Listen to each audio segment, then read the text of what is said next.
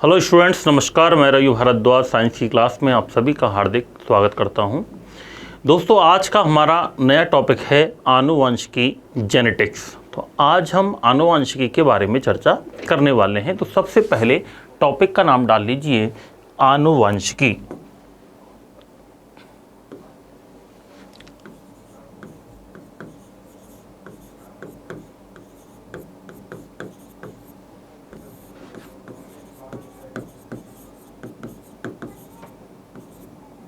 Genetics.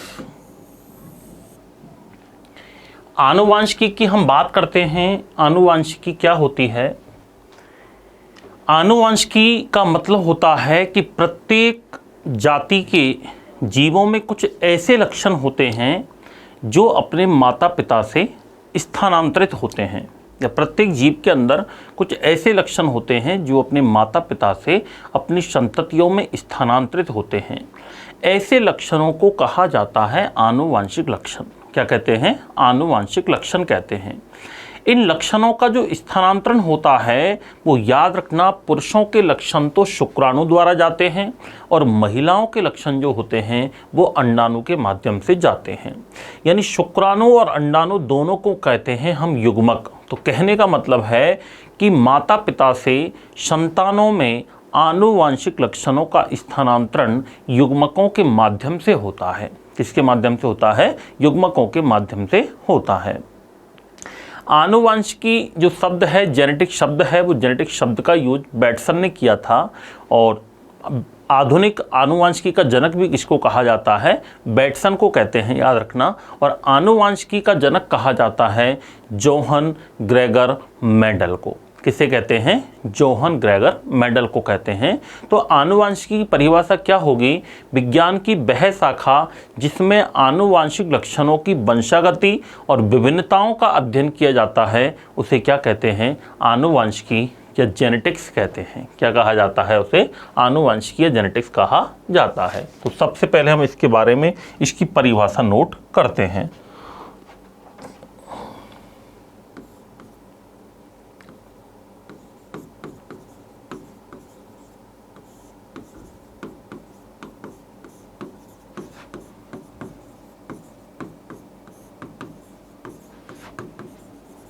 प्रत्येक जाति के जीवों में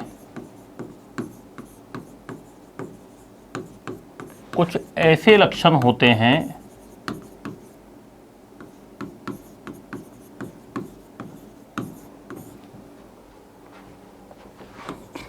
जो अपने माता पिता से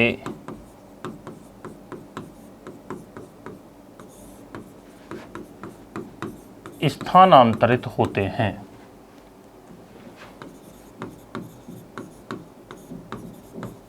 इन्हें आनुवंशिक लक्षण कहा जाता है। क्या कहा जाता है? आनुवंशिक लक्षण कहा जाता है। जैसे हम कहते हैं कई बार कि ये लक्षण तो इस बच्चे का अपने पिताजी जैसा है, आंखें इसकी माताजी पे गई हैं, चेहरा इसका पिताजी को गया है, गुस्सा, इसका क्रोध पिताजी जैसा आता है। तो कुछ ऐसे लक्षण होते हैं जो अपने माता पिता से अपनी संततियों में क्या होते हैं दोस्तों? स्थानांतरित होते हैं। इन लक्षणों को क्या कहते हैं? जेनेटिक कैरेक्टरिस्टिक्स, या इनको आनुवंशिक लक्षण कहा जाता है। इन लक्षणों का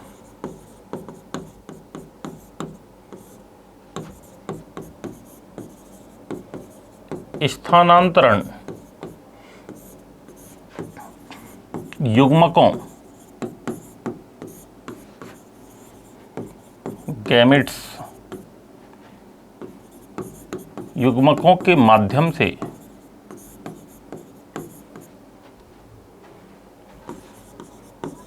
अर्थात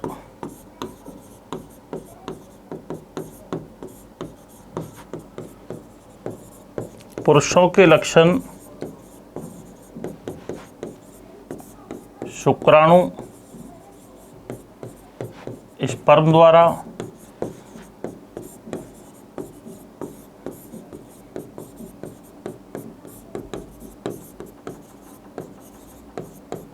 तथा महिलाओं के लक्षण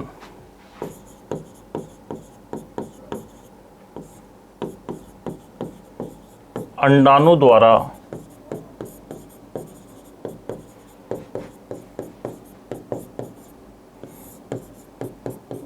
स्थानांतरित होते हैं।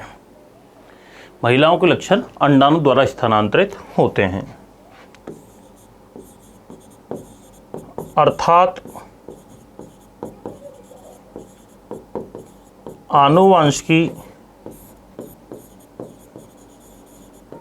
जेनेटिक्स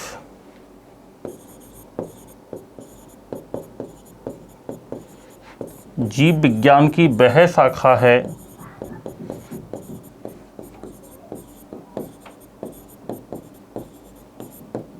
जिसमें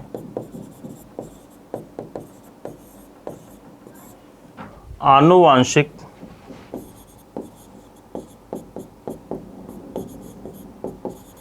लक्षणों की वंशागति हेरिडिटी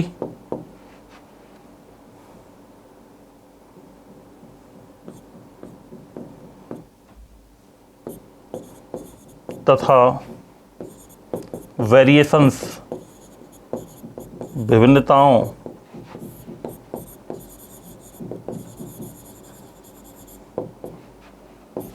का अध्ययन किया जाता है।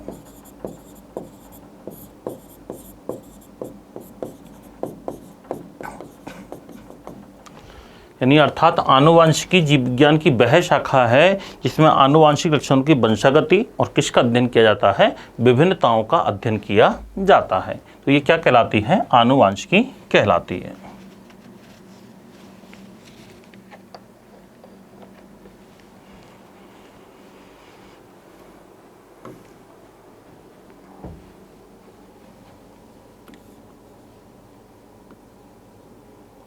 जेनेटिक्स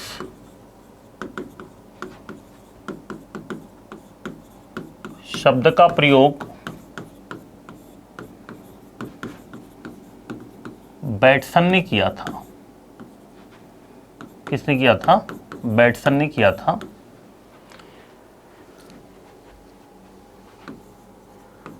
आनुवांशिकी का जनक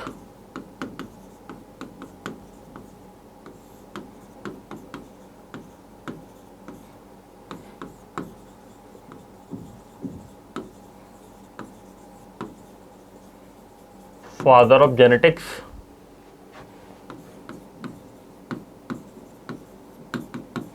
जोहन ग्रेगर मेंडल को कहा जाता है। किसको कहा जाता है, जोहन ग्रेगर मेंडल को आनुवांशिकी का जनक कहते हैं, याद रखना। अब हम बात करते हैं इसमें मेंडल को जनक क्यों कहते हैं, क्योंकि मेंडल ने सबसे पहले आनुवांशिकी से संबंधित जो नियम दिए थे या प्रयोग किए थे, वो प्रयोग किसने किए थे, मेंडल ने किए थे। किस पादप पर किए थे, याद रखना, मटर के पादप पर किए थे। मेंडल का जन्म ऑस्ट्रिया में हुआ था 1822 में, याद रखना। ये ऑस्ट्रिया में एक चर्च था, उस चर्च में पादरी के पद पर कार्यरत थे ये। उस पद पर कार्यरत होते हुए भी इन्होंने उद्यान मटर पर अपने प्रयोग किए थे। कई बार क्वेश्चन आता है कि मेंडल ने किस पर प्रयोग किए अपने, तो उद्यान मटर। और मटर के अलावा एक पादप और था हर्वेशियम, हर्वेशियम नामक पादप पर भी, याद रखना, मेंडल ने आनुवांशिकी के प्रयोग किए थे। ये क्वेश्चन भी एक बार एग्जाम में पूछा गया है। तो मेंडल को क्यों कहते हैं जनक, क्योंकि मेंडल ने आनुवांशिकी के संबंधित प्रयोग और नियमों के लिए मटर के पौधे को ही चुना था। कई बार क्वेश्चन ये भी आता है कि मेंडल ने अपने आनुवांशिकी के लिए या अपने प्रयोगों के लिए मटर के पौधे का ही चुनाव क्यों किया। तो मेंडल ने मटर के पौधे का चुनाव इसलिए किया था क्योंकि एक तो मटर में सबसे पहला गुण होता है कि मटर में स्वपरागन पाया जाता है, ऑटो पॉलिनेशन होता है। स्वपरागन का मतलब क्या होता है, परागण क्रिया एक पेड़ पौधों में नर युग्मक का मादा युग्मक तक पहुंचने की प्रक्रिया है। जिस प्रकार पुरुषों में शुक्राणु बनते हैं, महिलाओं में अंडाणु बनते हैं, उसी प्रकार से पेड़ पौधों में पराग कण बनते हैं जो कि बीजांड तक जाते हैं। तो पराग कणों का पराग कोश से वर्तिका के भाग वर्तिकाग्र तक पहुंचना, क्या कहलाता है? परागण कहलाता है। परागण दो प्रकार का होता है, एक तो स्वपरागण, एक होता है परपरागण। परपरागण में दो अलग अलग पादपों की आवश्यकता होती है। स्वपरागण का मतलब होता है कि एक ही पादप के फूलों के अंदर परागण क्रिया संपन्न हो जाती है। तो मटर के पादप के लिए किसी अन्य पादप की आवश्यकता नहीं होती है, इसलिए हम कह सकते हैं कि मटर में स्वपरागण पाया जाता है। दूसरा कारण है कि मटर एक वर्षीय पादप है।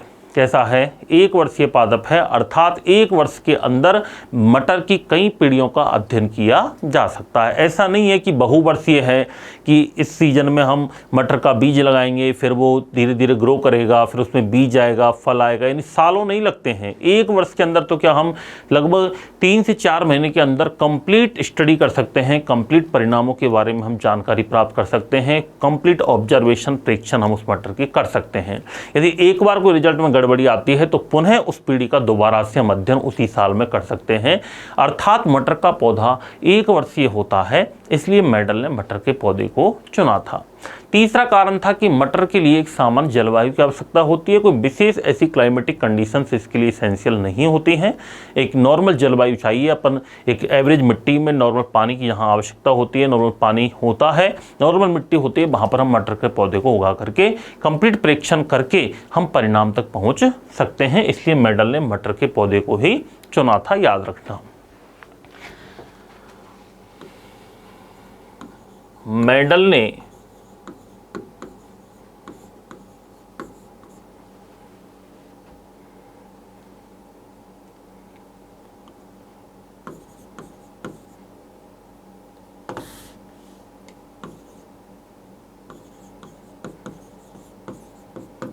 आनुवांशिकी के प्रयोगों के लिए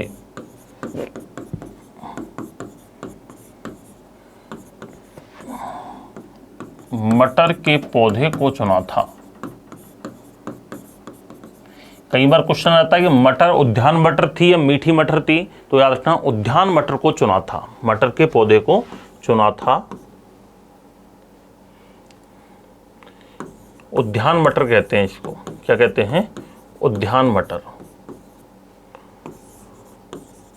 मटर का वानस्पतिक नाम भी कई बार पूछ लिया जाता है, तो मटर का वानस्पतिक नाम है पाइसम सैटाइवम। क्या होता है? पाइसम सैटाइवम होता है। मटर में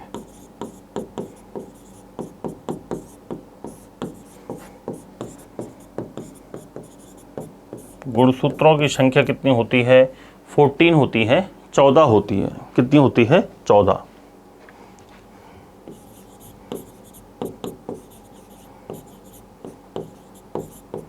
मेंडल ने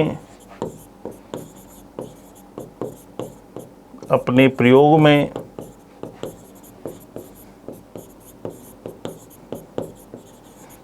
मटर के पौधे को इसलिए चुना था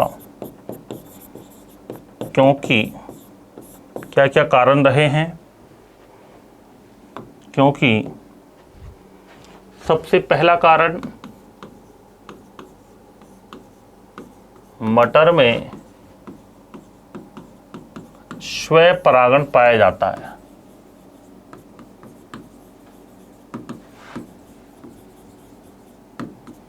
ऑटो पॉलिनेशन पाया जाता है।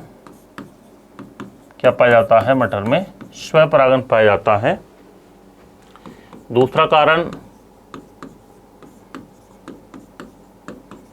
मटर का पादप एक वर्षीय होता है, अर्थात एक वर्ष में मटर की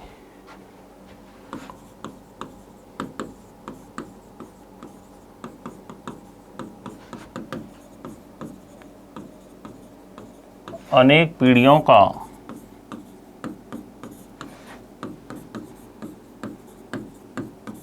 अध्ययन किया जा सकता है। एक वर्ष में मटर की अनेक पीढ़ियों के क्या कर सकते हैं, अध्ययन कर सकते हैं और मटर में स्वपरागण पाया जाता है। मटर के लिए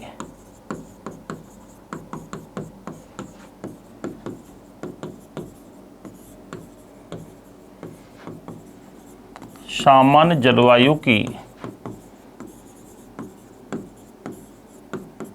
आवश्यकता होती है। कैसी होती है? मटर के पौधे के लिए सामान्य जलवायु की आवश्यकता होती है। इसलिए मेडल ने अपने प्रयोगों के लिए किसके पौधे को चुना था? मटर के पौधे को ही चुना था। तो ये कुछ इसमें कारण हैं। अब मेडल ने मटर के पौधे पर प्रयोग किए थे, 2 प्रयोग किए थे मेडल ने। एक तो किया था मेडल का एकल संकर संकरण का प्रयोग, मोनो हाइब्रिड क्रॉस, और एक किया था मेडल का द्विसंकर संकरण का प्रयोग, डाई हाइब्रिड क्रॉस। और इन दोनों प्रयोगों पर आधारित मेडल ने आनुवांशिकता के 3 नियम दिए थे। पहला प्रभाविता का नियम, लॉ ऑफ डोमिनेंस। दूसरा पृथक्करण का नियम, लॉ ऑफ सेग्रीगेशन। तीसरा स्वतंत्र अभ्यूहन का नियम, लॉ ऑफ इंडिपेंडेंट असॉर्टमेंट। ये 3 लॉज दिए थे और ये तीनों जो नियम हैं ये दोनों प्रयोगों पर आधारित हैं। तो हम 3 नियम पढ़ने से पहले 2 प्रयोग पढ़ेंगे, लेकिन ये 2 प्रयोग और 3 नियम के अंदर कुछ ऐसी शब्दावली आती है जो हमें पता होना बहुत ही जरूरी है। तो पहले हम उस आनुवांशिकी से संबंधित सामान्य शब्दावली की इस टॉपिक में चर्चा करने वाले हैं। तो अब हमें हेडिंग लगाना है कि आनुवांशिकी से संबंधित सामान्य शब्दावली।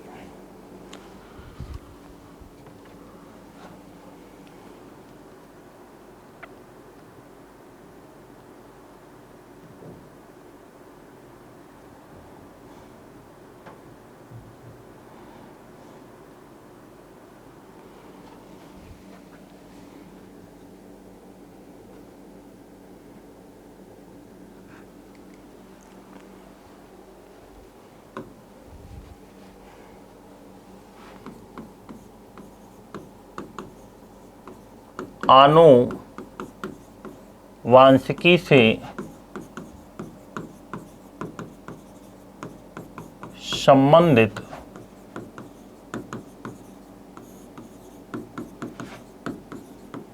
सामान्य शब्दावली। कई बार यहाँ से भी सीधा प्रश्न पूछ लिया जाता है। कुछ वर्ड्स आते हैं, कुछ शब्द आते हैं, उनके बारे में हमें इतना पता होना जरूरी है कि इस शब्द का मतलब क्या होता है। तो आइए सबसे पहले हम बात करते हैं। इसमें पहला जो शब्द है वो है ट्रेट। ट्रेट किसको कहा जाता है? तो ट्रेट याद रखना, आनुवांशिक लक्षणों को ट्रेट्स भी कहते हैं। क्या कहते हैं? आनुवांशिक लक्षणों को क्या कहा जाता है? ट्रेट्स कहा जाता है। क्या कहा जाता है? ट्रेट्स कहा जाता है। अब दूसरा हम बात करते हैं कि आनुवांशिक लक्षण क्या होते हैं।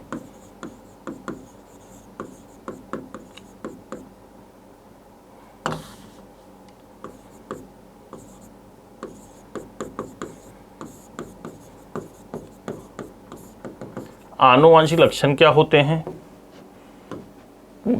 ऐसे लक्षण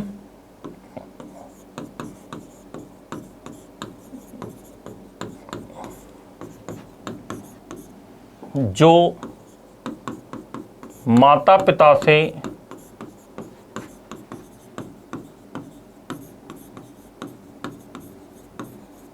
अपनी संततियों में संचरित होते हैं, उन्हें क्या कहा जाता है? आनुवांशिक लक्षण कहते हैं। क्या कहा जाता है मित्रों? आनुवांशिक लक्षण कहा जाता है। क्या कहा जाता है? आनुवांशिक लक्षण कहते हैं। एक शब्द आता है आनुवांशिकता और एक आता है वंशागति।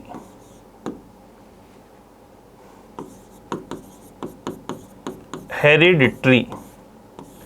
वंशागति का मतलब होता है लक्षणों का पीढ़ी दर पीढ़ी संचरण। एक पीढ़ी से दूसरी पीढ़ी में संचरण क्या कहलाता है? वंशागति कहलाती है। लक्षणों का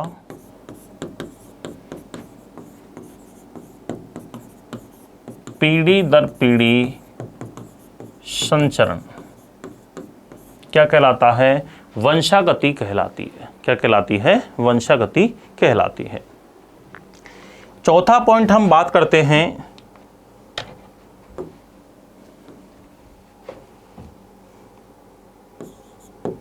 विभिन्नताएं,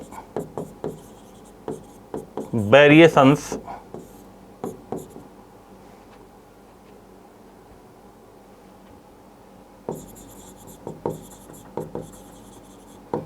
वेरिएशंस क्या होती हैं? जीवों में पाई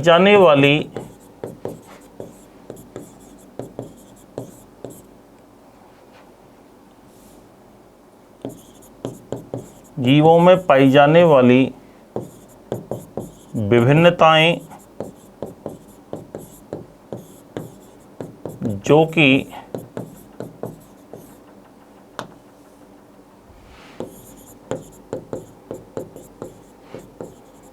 लैंगिक जनन, सेक्सुअल रिप्रोडक्शन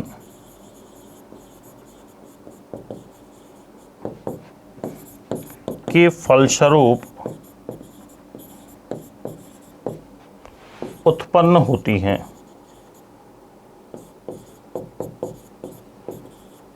तो देखो, एक शब्द तो आ गया ट्रेट।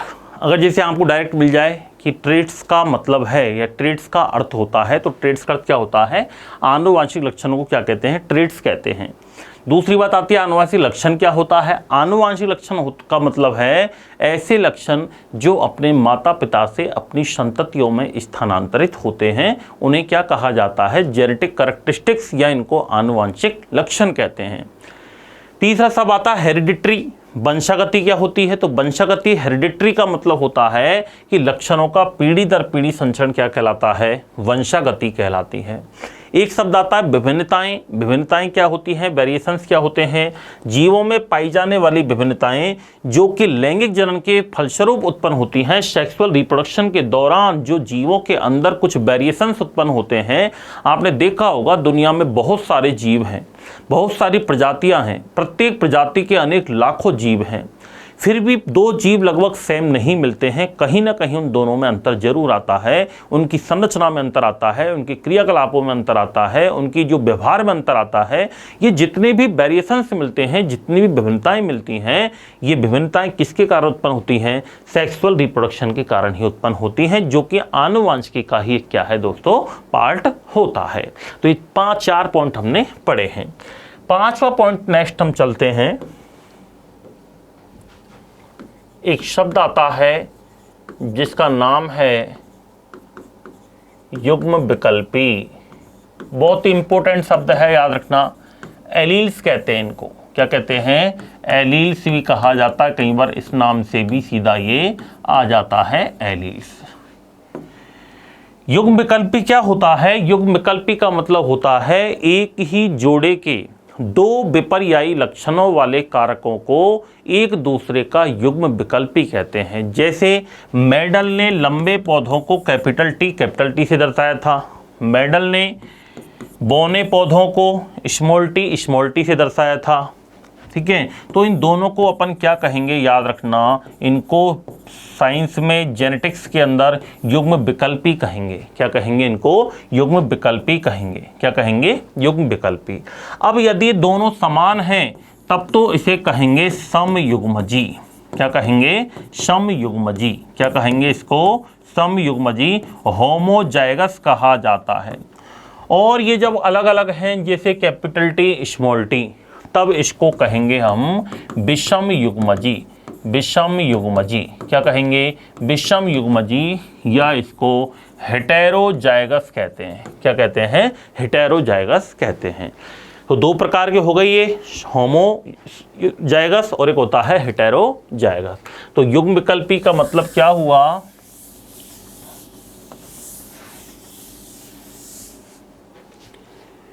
एक ही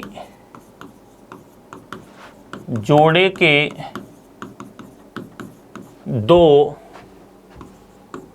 विपर्यायी विपरीत, अपोजिट विपर्यायी लक्षणों को प्रकट करने वाले कारक क्या कहलाते हैं? युग्म विकल्पी, या इनको एलील्स कहते हैं। क्या कहते हैं? एलील्स कहते हैं इनको, युग्म विकल्पी या एलील्स कहलाते हैं। जैसे कैपिटल टी, इसको क्या कहेंगे हम? युग्म विकल्पी कहेंगे। कैपिटल टी, स्मॉल टी, इसको भी क्या कहेंगे? युग्म विकल्पी कहेंगे। स्मॉल टी, इसको भी क्या कहेंगे? युग्म विकल्पी कहेंगे। तो ये सारे क्या हैं? युग्म विकल्पी हैं। अब ये युग्म विकल्पी दो प्रकार के होते हैं। कितने प्रकार के होते हैं? दो प्रकार के होते हैं। ये कितने प्रकार के होते हैं? दो प्रकार के होते हैं। एक तो होता है समयुग्मजी, युग्म विकल्पी, इसको कहेंगे होमोजाइगस, और एक आता है विषम युग्मजी, हेटेरोजाइगस।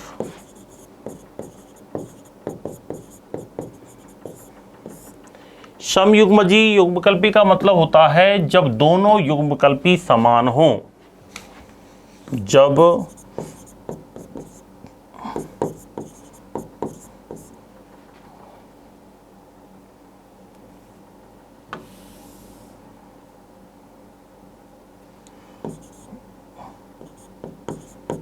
जब किसी युग्म विकल्पी के दोनों कारक समान हों तो उसे कहते हैं समयुग्मजी। जैसे कैपिटल टी, स्मॉल टी। और विषम युग्मजी का मतलब होता है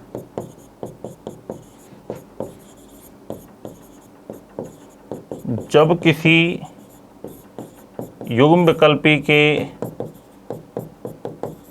दोनों कारक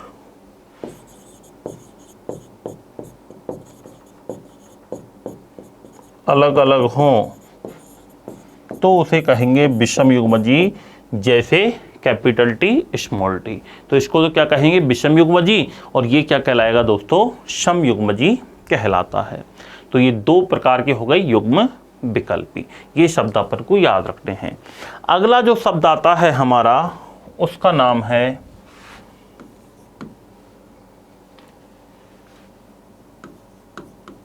एकल संकर। एकल संकर संकरण या एकल संकरण। एकल संकरण का मतलब होता है जब एक लक्षण वाले पौधों के मध्य संकरण कराया जाता है तो उसको कहेंगे एकल संकरण। क्या कहेंगे? एकल संकरण। जब एक जोड़ी विपरीत लक्षणों वाले पौधों के मध्य संकरण कराया जाता है तो उसे क्या कहेंगे? एकल संकर संकरण या एकल संकरण कहते हैं। अगला आता है द्विसंकर संकरण।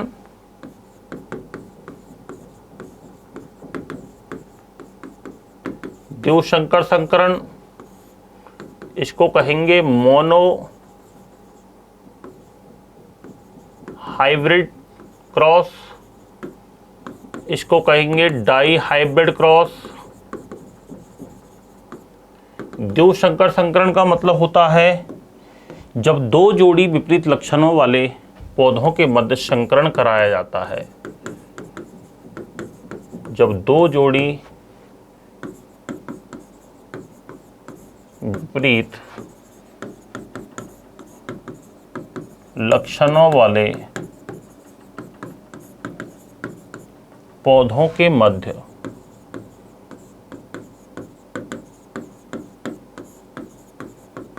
संकरण कराया जाता है तो उसे क्या कहेंगे? द्विसंकर संकरण कहेंगे।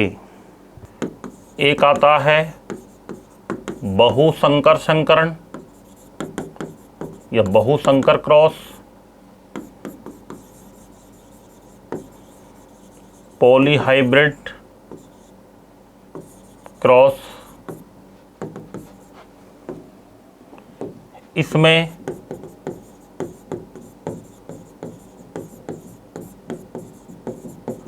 अनेक लक्षणों की वंशागति का अध्ययन एक साथ किया जाता है, तो उसे क्या कहेंगे? बहुसंकर क्रॉस कहेंगे। एक शब्द आता है इसमें प्रभावी लक्षण। ये सारे शब्द आएंगे हमारे आगे। डोमिनेंट करैक्टर्स, और एक होते हैं अप्रभावी लक्षण, रिसीसिव फैक्टर्स या रिसीसिव करैक्टर्स।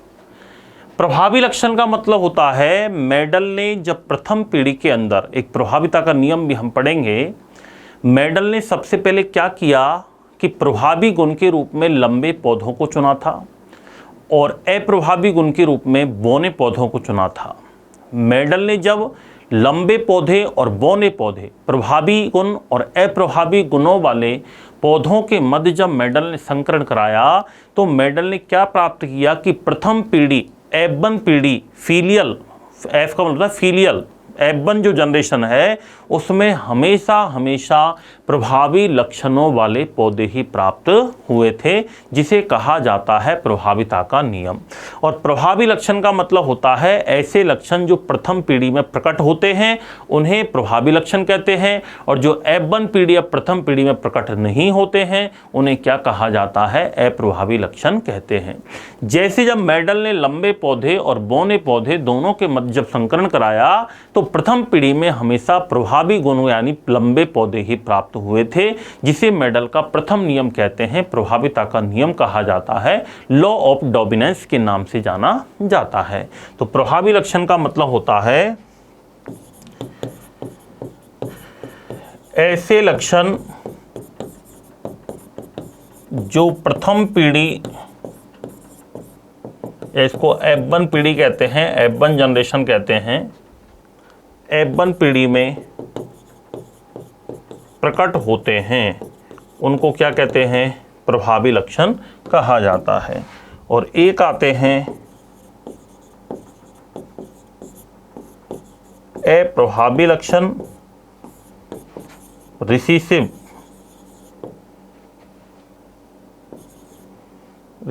फैक्टर्स या रिसीसिव कैरेक्टरिस्टिक्स। और रिसीसिव का मतलब होता है अप्रभावी, ऐसे लक्षण जो प्रथम पीढ़ी में प्रकट नहीं होते हैं।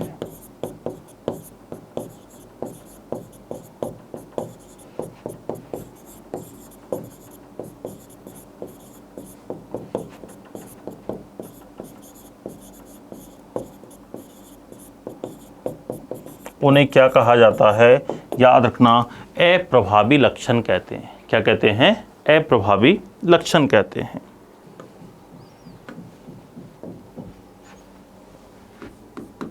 संकरण शब्द का मतलब क्या होता है?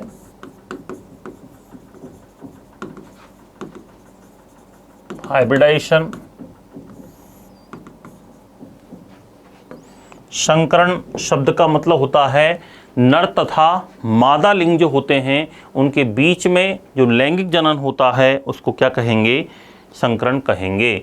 नर तथा मादा के बीच में हुआ लैंगिक जनन, नर तथा मादा के मध्य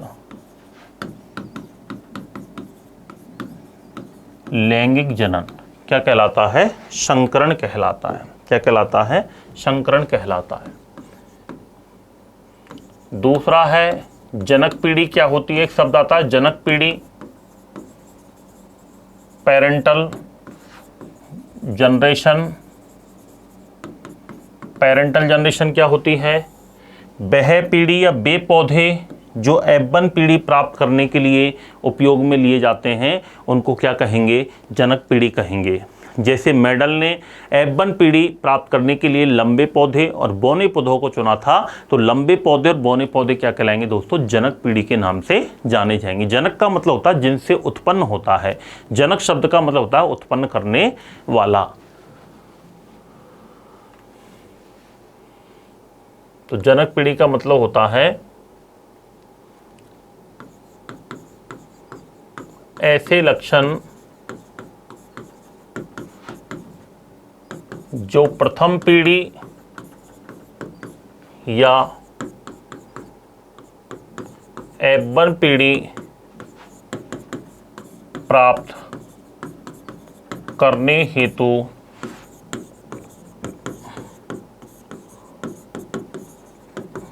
उपयोग में लाए जाते हैं, उनको क्या कहा जाता है, जनक पीढ़ी कहा जाता है। क्या कहते हैं, जनक पीढ़ी कहते हैं।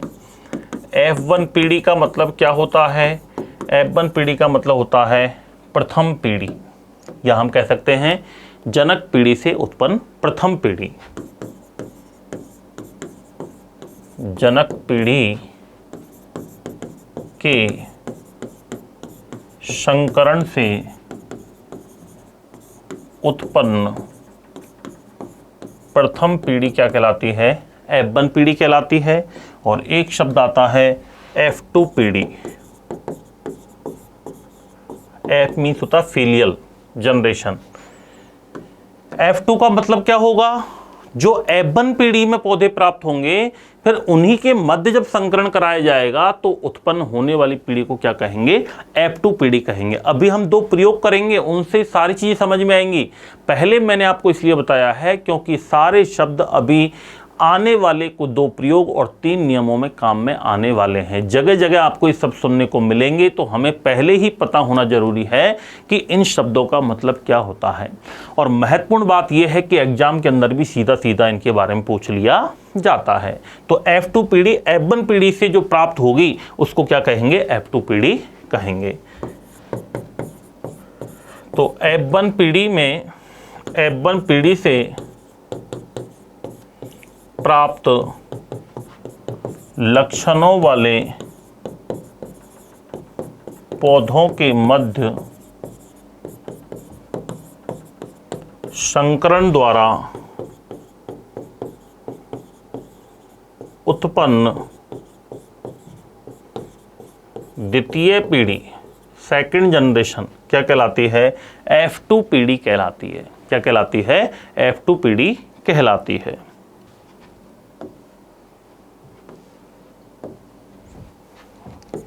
एक शब्द आता है शुद्ध वंशक्रम, प्योर लाइन।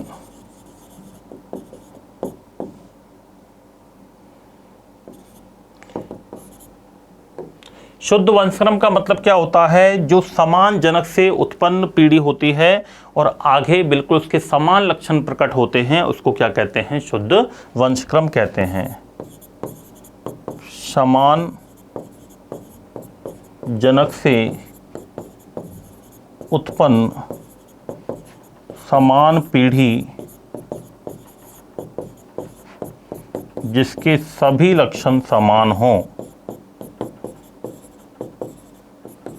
उसे क्या कहा जाता है, याद रखना, शुद्ध वंशक्रम कहेंगे। क्या कहेंगे उसको, शुद्ध वंशक्रम कहा जाता है। यानी वह जनक जो समान जनक से संकरण पर हमेशा समान संतति ही उत्पन्न करे उसको क्या कहेंगे, शुद्ध वंशक्रम, प्योर लाइन के नाम से जाना जाता है। तो ये कुछ वर्ड हमें यूज में लेने हैं और यही चीजें हमें याद रखनी हैं।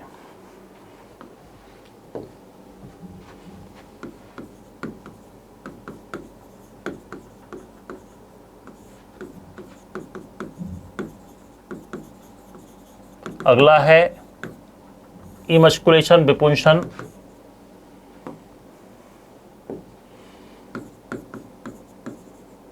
द्विलिंगी पुष्प की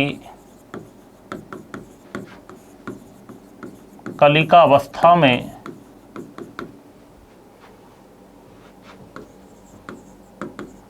पुमंग, स्टेमन को हटाने पर पुष्प को एक थैली में बांधना क्या कहलाता है? विपुंसन कहलाता है। जैसे ये टर्म अपने यूज में नहीं आएगी अभी आपके जो सिलेबस के अकॉर्डिंग, फिर भी मैंने थोड़ा सा आइडिया दे दिया है कि इमस्कुलेशन का मतलब क्या होता है कि द्विलिंगी पुष्प की कलिकावस्था में पुमंग को हटाने पर पुष्प को एक थैली में बांधना क्या कहलाता है? विपुंसन कहलाता है। क्या कहलाता है? विपुंसन कहलाता है। अगला पॉइंट आता है एक, जिसका नाम है जीन। बड़ा ही इंपॉर्टेंट पॉइंट है। मेडल ने इसको कारक कहा था। क्या कहा था? कारक भी कहा था, याद रखना। जीन क्या होता है? डीएनए का वह खंड, जीन डीएनए का वह खंड होता है जो किसी आनुवांशिक लक्षण का निर्धारण करता है या आनुवांशिक लक्षणों को नियंत्रित करता है, उसे क्या कहते हैं? जीन कहते हैं। और मेडल ने इस डीएनए के खंड को क्या नाम दिया था? कारक नाम दिया था। क्या नाम दिया था? कारक। जीन शब्द का जो प्रतिपादन किया था वो जोहानसन वैज्ञानिक ने किया था। किसने किया था? जोहानसन वैज्ञानिक ने जीन शब्द का क्या किया था दोस्तों? प्रतिपादन किया था। तो इसमें हम लिखते हैं डीएनए का वह खंड जो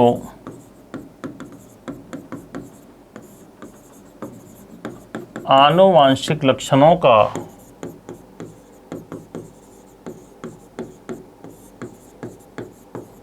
निर्धारण करती है या आनुवांशिक लक्षणों को नियंत्रित करती है, क्या कहलाता है? जीन कहलाता है। क्या कहलाता है? जीन कहलाता है। और मेडल ने इन इकाइयों को क्या नाम दिया था? कारक नाम दिया था। मैं नोट लगा के यहाँ पे एक लाइन लिख रहा हूं। मेडल ने इन डीएनए के खंडों को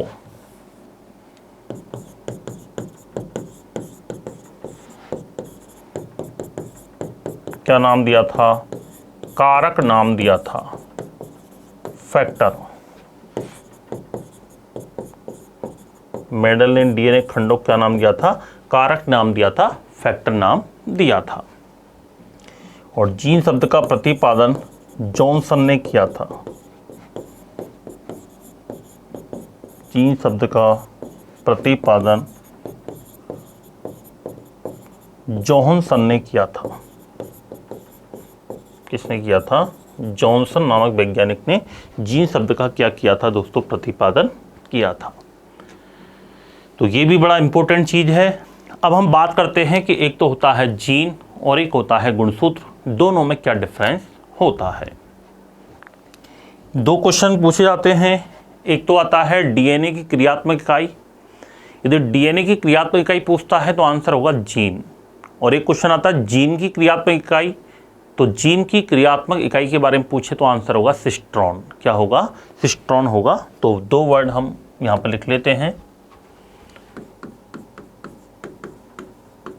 डीएनए की यदि आपसे क्रियात्मक इकाई पूछे तो होगी जीन।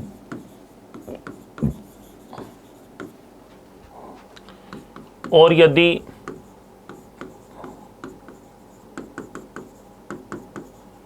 जीन की क्रियात्मक इकाई पूछे तो होगा सिस्ट्रॉन। क्या होगा? सिस्ट्रॉन। ये जीन की क्रियात्मक इकाई कहलाती है। अब अगला जो शब्द आता है हमारा, इसी क्रम में नंबर हम 17 तक पहुंच चुके हैं। अगला हमारा क्रम आता है 18 नंबर, 18वां क्रम। 18वें क्रम पे आता है गुणसूत्र, जिसको कहते हैं क्रोमोसोम। ये भी आनुवांशिकी से संबंधित महत्वपूर्ण शब्दावलियों में से एक है, याद रखना। गुणसूत्र क्या होते हैं? देखो, हमारे शरीर में एक कोशिका पाई जाती है। कोशिका के बीच में केंद्रक होता है। ये केंद्रक झिल्ली है, ये केंद्रक होता है। क्या होता है? केंद्रक होता है। ये न्यूक्लियस कहते हैं इसको। केंद्रक के अंदर जो द्रव भरा रहता है इसको कहते हैं केंद्रक द्रव्य। क्या कहते हैं? केंद्रक द्रव्य कहते हैं इसको। न्यूक्लियोप्लाज्म कहते हैं इसको। क्या कहते हैं? न्यूक्लियोप्लाज्म कहा जाता है। इस केंद्रक द्रव्य के अंदर कुछ इस प्रकार से जालनुमा संघनित पदार्थ पाया जाता है जिसको क्रोमेटिन पदार्थ कहा जाता है। क्या कहा जाता है? क्रोमेटिन पदार्थ कहते हैं, याद रखना। ये क्रोमेटिन पदार्थ जो नाम दिया था वो फ्लेमिंग ने दिया था। किसने दिया था? फ्लेमिंग ने। क्रोमेटिन पदार्थ जो नाम दिया था वो किसने दिया था? फ्लेमिंग ने दिया था, याद रखना। एक कोशिका का जब विभाजन होता है तो कोशिका विभाजन की एक अवस्था होती है जिसका नाम है मेटाफेज। क्या नाम है? मेटाफेज, या इसको कहा जाता है मध्यावस्था। क्या कहते हैं? मध्यावस्था। कोशिका विभाजन की मध्यावस्था या मेटाफेज के दौरान ये जो क्रोमेटिन पदार्थ है ये बाद में लंबी पतली धागेनुमा संरचनाओं के रूप में व्यवस्थित हो जाता है जिन्हें क्रोमोसोम कहते हैं। क्या कहते हैं? क्रोमोसोम कहा जाता है, या इन्हीं को गुणसूत्र कहते हैं हिंदी में। क्या कहते हैं? गुणसूत्र कहा जाता है। तो क्रोमोसोम या गुणसूत्र कहाँ पाए जाते हैं? केंद्रक द्रव्य में पाए जाते हैं, न्यूक्लियोप्लाज्म के अंदर उपस्थित होते हैं। ये क्रोमोसोम जो नाम दिया था ये बाल्डेयर ने दिया था। किसने दिया था? बाल्डेयर ने दिया था। तो गुणसूत्र क्या होते हैं? गुणसूत्र केंद्रक द्रव्य में पाई जाने वाली महीन पतली धागेनुमा संरचनाएं होती हैं जो कि आनुवांशिक लक्षणों को एक पीढ़ी से दूसरी पीढ़ी में स्थानांतरित करती हैं। जीन और गुणसूत्र में महत्वपूर्ण अंतर क्या हुआ कि जीन तो किसी आनुवांशिक लक्षण का निर्धारण करती है, आनुवांशिक लक्षण को नियंत्रित करती है, और उस आनुवांशिक लक्षण को एक पीढ़ी से दूसरी पीढ़ी में पहुंचाने का काम जो करता है वो कौन करता है? वो गुणसूत्र के माध्यम से होता है या क्रोमोसोम के माध्यम से होता है। तो क्रोमोसोम नाम दिया था बाल्डेयर ने, और गुणसूत्र की खोज की थी स्ट्रासबर्गर ने। किसने की थी? स्ट्रासबर्गर ने। हमारे शरीर में गुणसूत्रों की संख्या 46 होती है या 23 जोड़े होते हैं। दोस्तों बहुत ही सरल प्रश्न है ये, कितनी गुणसूत्र पाए जाते हैं, और इसमें भी कई बार इंटेलिजेंट बच्चे भी गलती कर देते हैं। कई बार जोड़े पूछते हैं, हम 46 आंसर दे देते हैं। कई बार संख्या पूछते हैं, हम 23 जोड़े आंसर दे देते हैं, 23 आंसर दे देते हैं। अरे भैया क्वेश्चन में पढ़ना है कि जोड़े दे रखा है या फिर संख्या पूछ रहा है। जोड़े दे रखेंगे तो 23 जोड़े होंगे, संख्या होगी तो 46 होगी। अभी ये क्वेश्चन भी पूछा गया है कि एग्जाम के अंदर थर्ड ग्रेड भर्ती परीक्षा में भी पूछा गया था, उसमें भी कई बच्चे इसको गलत करके आए। कई बच्चों ने बताया कि सर हमारा ये क्वेश्चन गलत हो गया, और बहुत ही ओवर कॉन्फिडेंस में गलत हो गया। तो ऐसा होता है, जनरली सीधे प्रश्न जो होते हैं ना वो गलत होने की संभावना ज़्यादा होती है, क्योंकि उसको हम पूरे दिमाग पूरी तल्लीनता के साथ कई बार पढ़ नहीं पाते हैं प्योर तरीके से, इसलिए वो हमसे गलत हो जाता है। तो संख्या में कई बार मिस्टेक होती है। अब इनमें से कितने कायिक गुणसूत्र कहलाते हैं, कितने लैंगिक गुणसूत्र हैं, कितने जननिक गुणसूत्र हैं, वो भी हमें याद रखना है। तो आइए इसके बारे में हम नोट कर लेते हैं।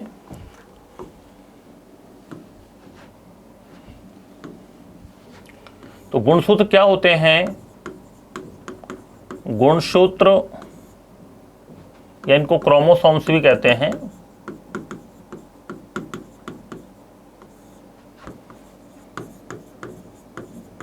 केंद्रक द्रव्य में न्यूक्लियोप्लाज्म, केंद्रक द्रव्य में उपस्थित महीन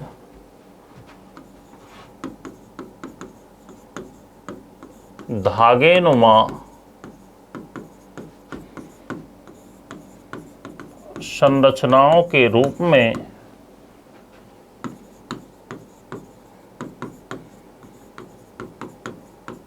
उपस्थित होते हैं।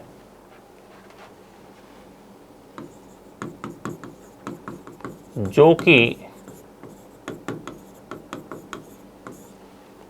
आनुवांशिक लक्षणों को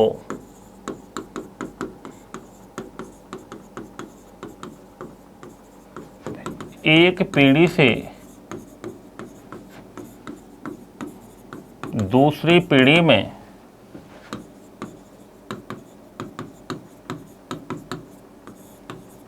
स्थानांतरित करते हैं, जो कि आनुवांशिक लक्षणों को एक पीढ़ी से दूसरी पीढ़ी में क्या करते हैं, स्थानांतरित करते हैं।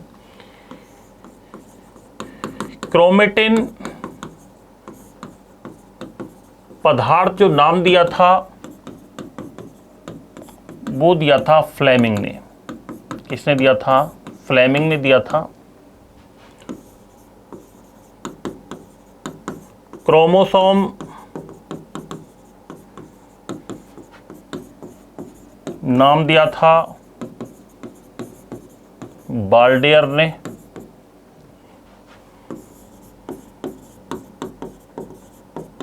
और गुणसूत्र की खोज की थी स्ट्रासवर्गर ने। गुणसूत्र की खोज किसने की थी? स्ट्रासवर्गर नामक वैज्ञानिक ने किसकी खोज की थी दोस्तों? गुणसूत्र की खोज की है।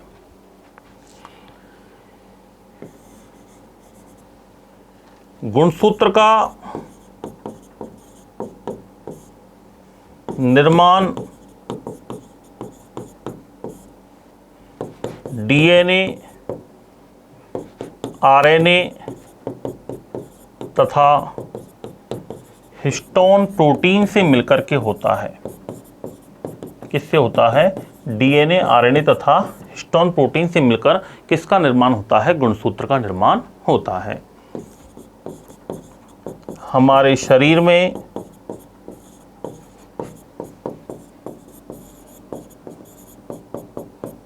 गुणसूत्रों की संख्या या तो 46 लिखेंगे या 23 जोड़े लिखेंगे। कितने लिखेंगे? 46 या 23 जोड़े होती है। हमारे शरीर में गुणसूत्रों की बात करें तो ये गुणसूत्र पाए जाते हैं 44 प्लस XY तो नर में होते हैं, 44 प्लस XX मादा में होते हैं। ये इधर वाले जो 44 हैं इनको तो कहते हैं अलिंगी गुणसूत्र, या इनको कहते हैं ऑटोसोम्स, जो कि नर व मादा में समान होते हैं।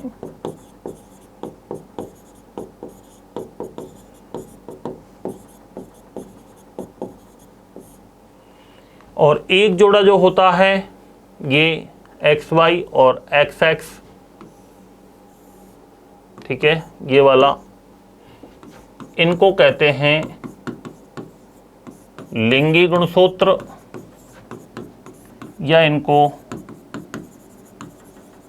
एलोसोम्स कहते हैं। और ये क्या काम करते हैं? लिंग निर्धारण, सेक्स डिटर्मिनेशन।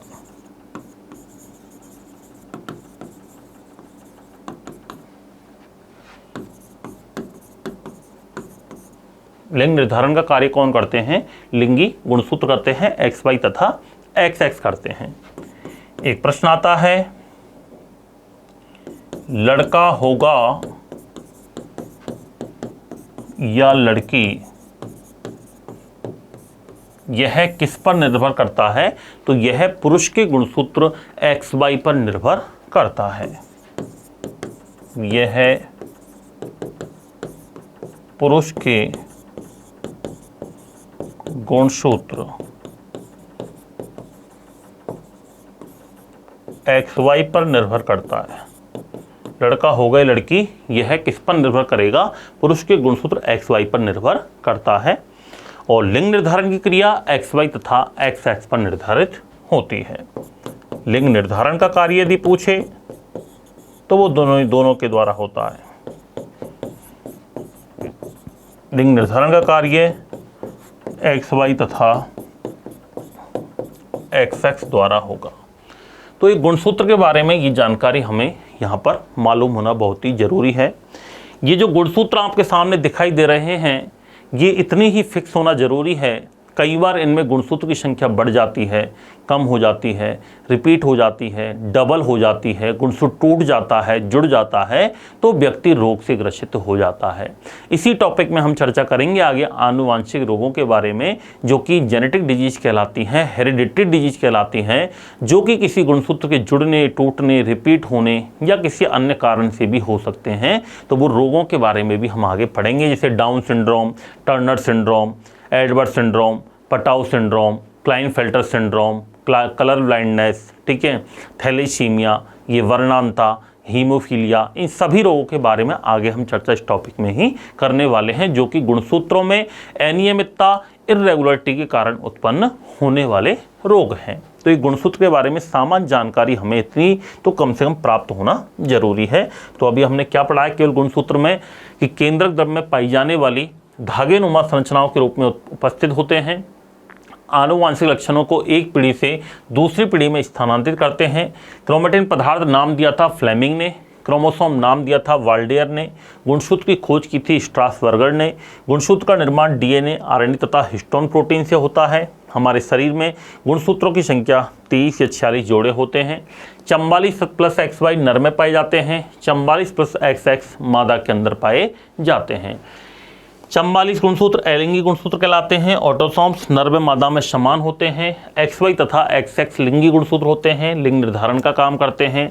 लड़का होगा या लड़की, यह केवल पुरुष के गुणसूत्र XY पर निर्भर करता है, और लिंग निर्धारण का कार्य किसके द्वारा होता है? XY तथा XX के माध्यम से होता है। इसमें आगे हम बात करते हैं, कुछ 2-4 पॉइंट और लिखते हैं। जैसे ये कोई गुणसूत्र है, एक छोटा सा स्ट्रक्चर में बना रहा हूँ गुणसूत्र का आपके सामने। याद रखना, गुणसूत्र के दोनों सिरे जो होते हैं इनको टीलोमियर कहते हैं। क्या कहते हैं? टीलोमियर। गुणसूत्र के दोनों सिरे क्या कहलाते हैं? टीलोमियर कहलाते हैं। क्या कहलाते हैं? टीलोमियर कहलाते हैं। कभी कभी गुणसूत्र अचानक से संकरे हो जाते हैं। जहां पर पहली बार ऐसा होता है उसको कहेंगे प्राथमिक संकीर्णन। क्या कहेंगे? प्राथमिक संकीर्णन कहेंगे, या इसको प्राइमरी कंस्ट्रिक्शन कहा जाता है। क्या कहा जाता है? प्राइमरी कंस्ट्रिक्शन कहते हैं। और ऐसा जब होता है, जिस बिंदु पर होता है उसको कहा जाता है सेंट्रोमियर। क्या कहेंगे? सेंट्रोमियर कहेंगे, या इसको गुणसूत्र बिंदु कहेंगे। क्या कहेंगे? गुणसूत्र बिंदु। कभी कभी ऐसा दोबारा भी हो सकता है। याद रखना है, इसे दोबारा से अचानक से सकरा हो सकता है। दोबारा होता है ऐसा तो उसको कहते हैं द्वितीयक संकीर्णन। क्या कहेंगे? द्वितीयक संकीर्णन कहेंगे। इसको सेकेंडरी कंस्ट्रिक्शन कहा जाता है। क्या कहा जाता है? सेकेंडरी कंस्ट्रिक्शन कहा जाता है। ये टीलोमियर होते हैं, जो कि टीलोमरेज एंजाइम की सहायता से या आपस में दो गुणसूत्रों को चिपकने से रोकते हैं। टीलोमियर याद रखना। आगे हम बात करते हैं, गुणसूत्र के चारों ओर एक आवरण पाया जाता है। क्या पाया जाता है?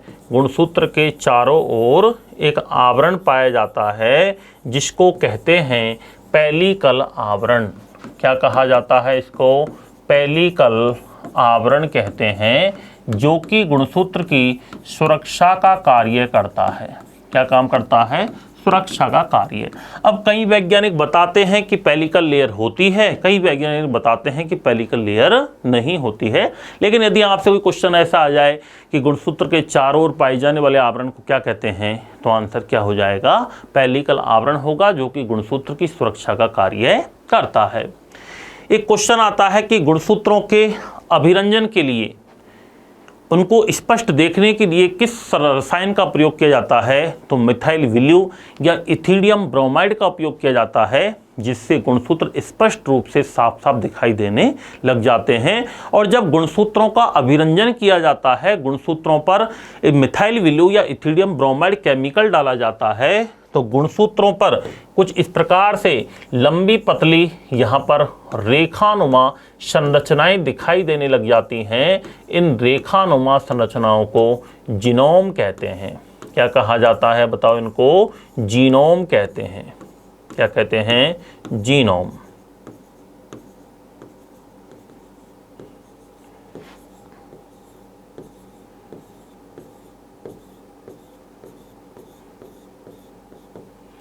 इन रेखानुमा संरचनाओं को तो कहते हैं क्रोमोमियर्स। इन रेखानुमा संरचनाओं को तो कहते हैं क्रोमोमियर्स। और इन क्रोमोमियर्स पर जो आनुवांशिक पदार्थ पाया जाता है, इस आनुवांशिक पदार्थ को कहते हैं जीनोम। याद रखना, ये आनुवांशिक जो पदार्थ होता है ना, इस आनुवांशिक पदार्थ को क्या कहेंगे? जीनोम कहेंगे।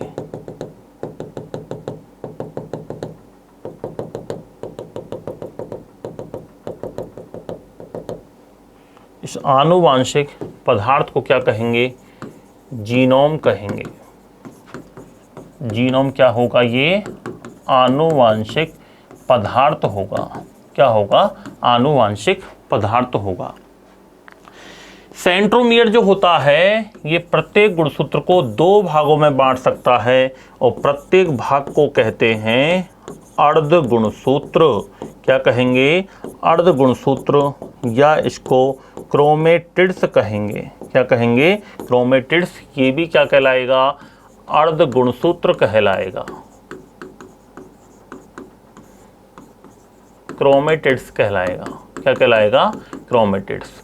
और 2 अर्ध गुणसूत्र मिलकर के, याद रखना, एक गुणसूत्र का निर्माण करते हैं। किसका निर्माण करते हैं? एक गुणसूत्र का निर्माण करते हैं। 2 अर्ध गुणसूत्र मिलकर या 2 क्रोमेटिड्स मिलकर के किसका निर्माण करते हैं? एक गुणसूत्र का निर्माण करते हैं। तो ये कुछ महत्वपूर्ण चीजें आपको इसमें याद रखनी है।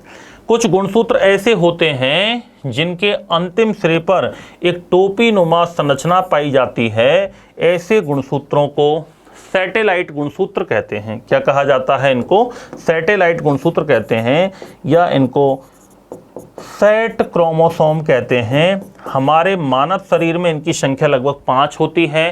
13, 14, 15, 21, 22, ये जो नंबर हैं, ये वाले गुणसूत्र क्या कहलाते हैं?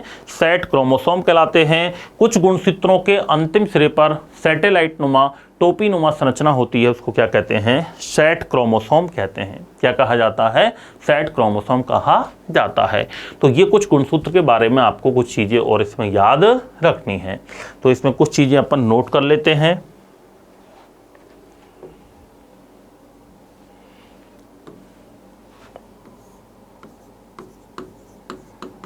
गुणसूत्र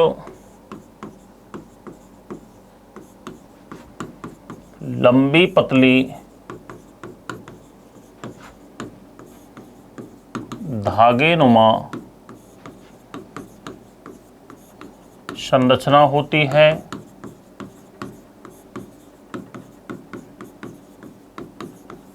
जिसके चारों ओर पाए जाने वाले आवरण को पेलिकल आवरण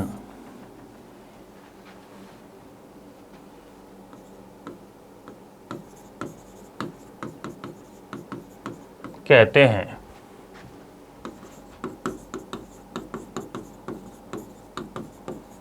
जो कि गुणसूत्र की सुरक्षा का कार्य करता है। क्या काम करता है? गुणसूत्र की सुरक्षा का कार्य करता है।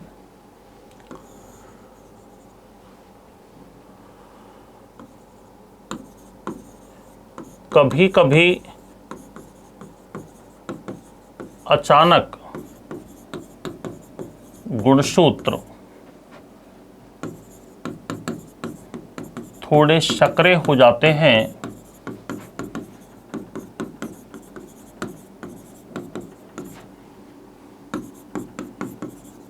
इस स्थिति को संकीर्णन कहते हैं। क्या कहा जाता है इसको? संकीर्णन कहते हैं, कंस्ट्रिक्शन कहा जाता है।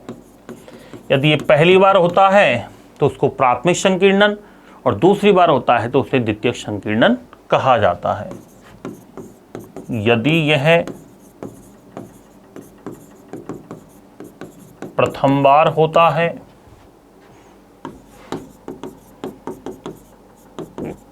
तो इसे प्राथमिक संकीर्णन,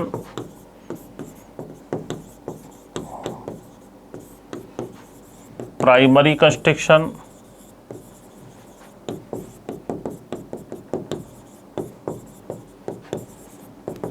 और यदि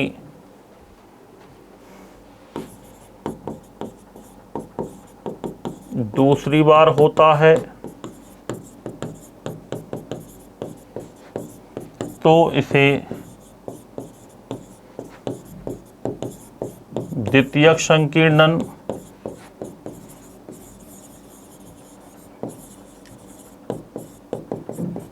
सेकेंडरी कंस्ट्रिक्शन कहते हैं। और जिस बिंदु पर संकीर्णन होता है उसे सेंट्रोमियर कहा जाता है। जिस बिंदु पर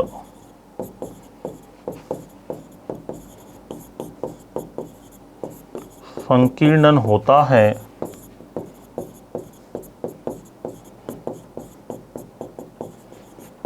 उसे सेंट्रोमियर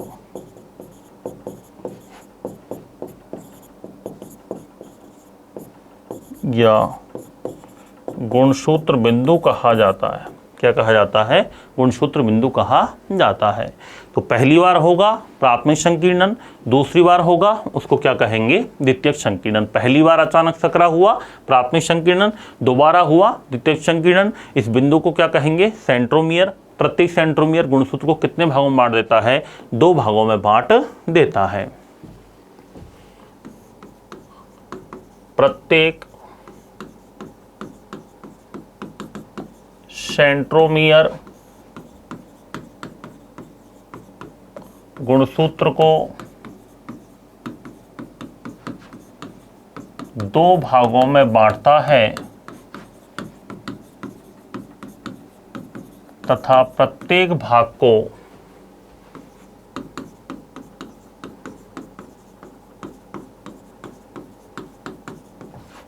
अर्ध गुणसूत्र या क्रोमेटिड्स या क्रोमनीमेटा कहा जाता है। प्रत्येक भाग को क्या कहते हैं? अर्ध गुणसूत्र कहते हैं, क्रोमेटिड्स कहते हैं या क्रोमनीमेटा कहा जाता है। गुणसूत्र के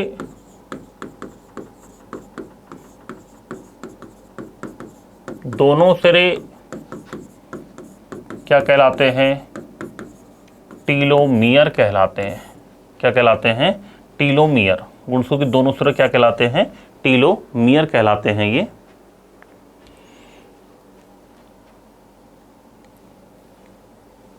और इसका जो निर्माण होता है वो टीलोमरेज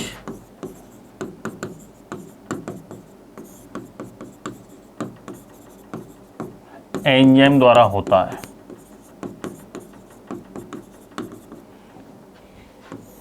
यह 2 गुणसूत्रों को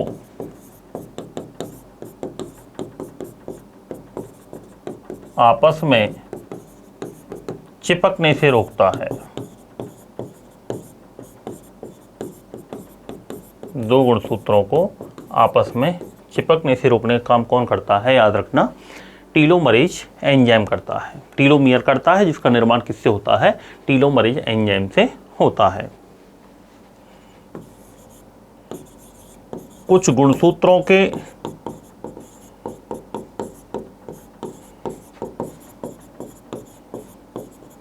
अंतिम सिरे पर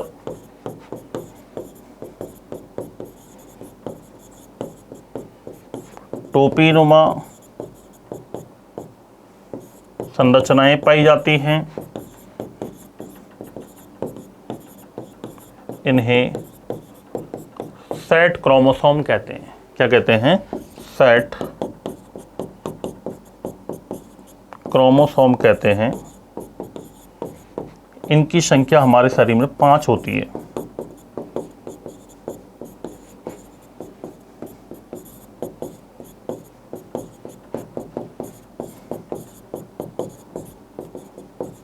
नंबर याद रख लेना, 13, 14, 15, 21 और 22। ये क्या कहलाते हैं? सेट क्रोमोसोम कहलाते हैं। क्या कहलाते हैं दोस्तों?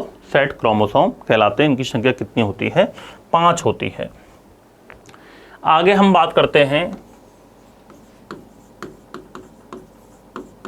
गुणसूत्रों के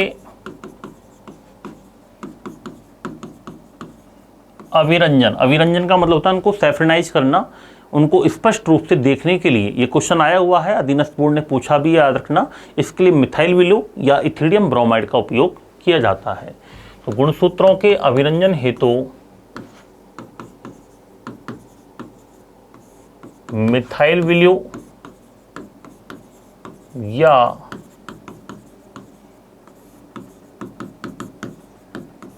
इथिडियम ब्रोमाइड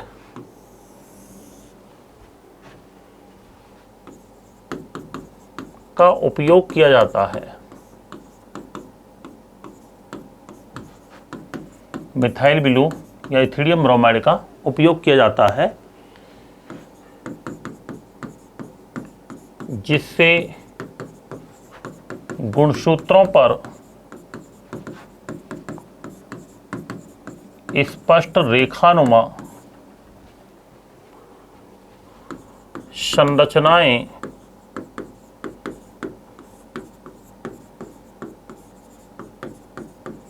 दिखाई देती है। इन संरचनाओं को क्या कहा जाता है? क्रोमोमियर्स। क्या कहते हैं इन संरचनाओं को? क्रोमोमियर्स कहते हैं। एक शब्द आता है जीनोम।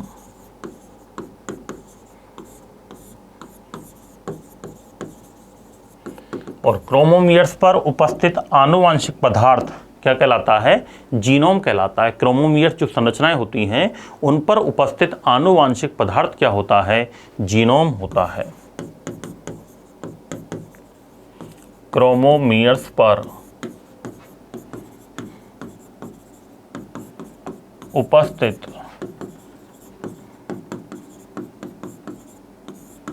आनुवांशिक पदार्थ।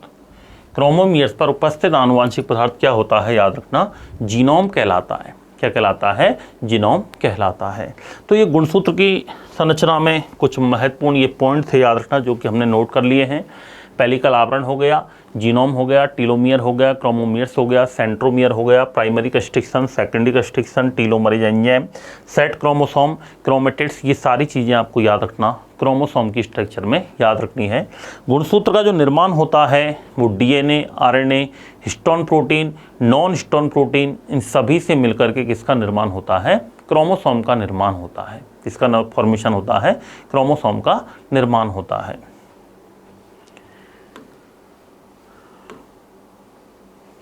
तो ये पॉइंट कुछ हमें इसमें याद रखने हैं। तो जीनोम क्या कहलाता है? क्रोमोमियर्स पर उपस्थित आनुवांशिक पदार्थ क्या कहलाता है दोस्तों? जीनोम कहलाता है। अब इस गुणसूत्र में कई बार गुणसूत्रों की संख्या में कमी हो सकती है, अधिकता हो सकती है, गुणसूत्र टूट सकता है, कोई गुणसूत्र टूट करके किसी अन्य गुणसूत्र पर जाकर चिपक सकता है, जुड़ सकता है, उससे भी बच्चों में, बड़ों में रोग हो सकते हैं। वो कौन कौन से रोग हैं उनकी भी चर्चा हम इस टॉपिक में करने वाले हैं, जिन्हें वंशागत रोग कहते हैं या आनुवांशिक रोग कहते हैं। सभी आनुवांशिक रोग वंशागत नहीं होते हैं, लेकिन सभी वंशागत रोग आनुवांशिक होते हैं। जरूरी नहीं है जो आनुवांशिक रोग है वो वंशागत भी हो सकता है। जरूरी नहीं है कि हर रोग एक पीढ़ी से दूसरी पीढ़ी में संचरित हो, लेकिन कुछ रोग ऐसे होते हैं जो आनुवांशिक भी होते हैं और वंशागत भी होते हैं। वो कई सारे रोग हैं, उनके बारे में भी आगे अपन इसी टॉपिक में चर्चा करने वाले हैं। तो एक गुणसूत्र की एक सामान्य संरचना के बारे में हमने चर्चा की है।